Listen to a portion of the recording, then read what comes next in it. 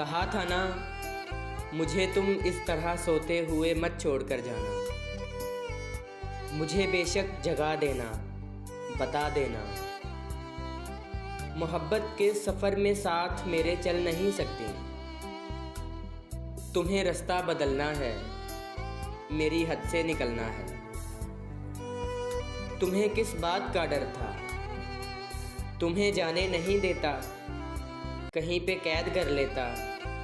ارے پگلی، محبت کی طبیعت میں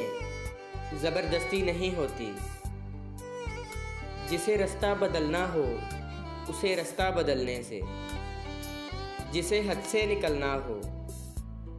اسے حد سے نکلنے سے،